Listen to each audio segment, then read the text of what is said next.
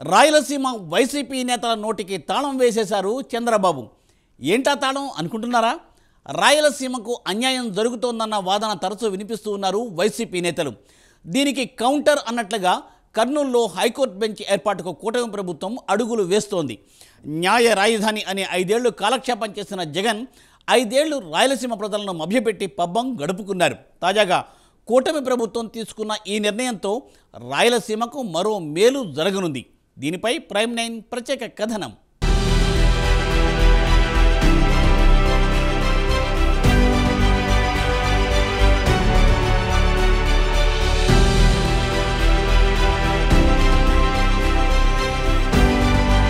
రాయలసీమ ప్రజల చిరకాల వాంఛ తీరనుంది. ఒకప్పటి ఆంధ్ర రాష్ట్ర రాజధాని కర్నూలులో హైకోర్టు బెంచ్ ఏర్పాటుకు ఏపీ శాసనసభ ఏకగ్రీవంగా ఆమోదం తెలిపింది. గత 5 ఏళ్లు కర్నూలును న్యాయ రాజధాని చేస్తామని చెప్పి జగన్ కాలక్షేపం చేశారు. కనీసం బెంచ్ కూడా ఏర్పాటు చేయలేదు. తాజాగా కూటమి ప్రభుత్వం కర్నూలులో హైకోర్టు బెంచ్ ఏర్పాటుకు నిర్ణయం తీసుకుంది.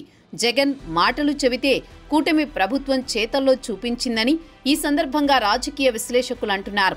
ఎన్నికల మేనిఫెస్టోలో కర్నూలులో హైకోర్టు బెంచ్ పెట్టాలని కూటమి ప్రకటించిన సంగతి తెలిసిందే. ఏపీ హైకోర్టు శాశ్వత బెంచ్ను కర్నూలులో ఏర్పాటు చేస్తూ కేంద్రానికి పంపే తీర్మానం శాసనసభ ఆమోదించింది.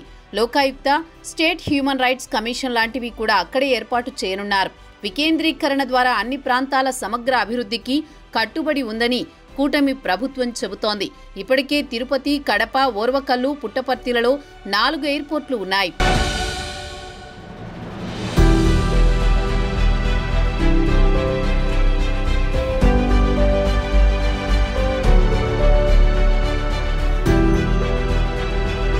గతంలో వైసీపీ ప్రభుత్వం కర్నూలులో న్యాయ రాజధాని చేస్తామని చెప్పింది.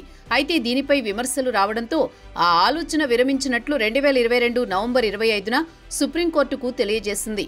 1953లో మద్రాసు నుంచి తెలుగు మాట్లాడే ప్రాంతాలు కలిపి ఆంధ్ర రాష్ట్రంగా ఏర్పడింది.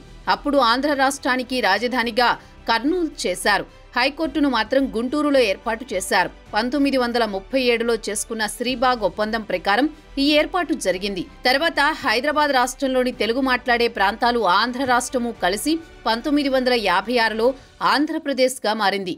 అప్పటి నుంచి కర్నూలులో గాని గుంటూరులో గాని హైకోర్టు బెంచ్ ఏర్పాటు చేయాలని డిమాండ్స్ వస్తున్నాయి. 2014లో ఉమ్మడి ఆంధ్రప్రదేశ్ విడిపోయిన తర్వాత కర్నూలును రాజధానిగా చేయాలని డిమాండ్స్ వచ్చాయి.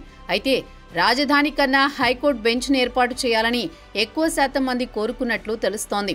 దీంతో ఇప్పుడు కూటమి ప్రభుత్వం హైకోర్టు బెంచ్ను ఏర్పాటు చేస్తోంది.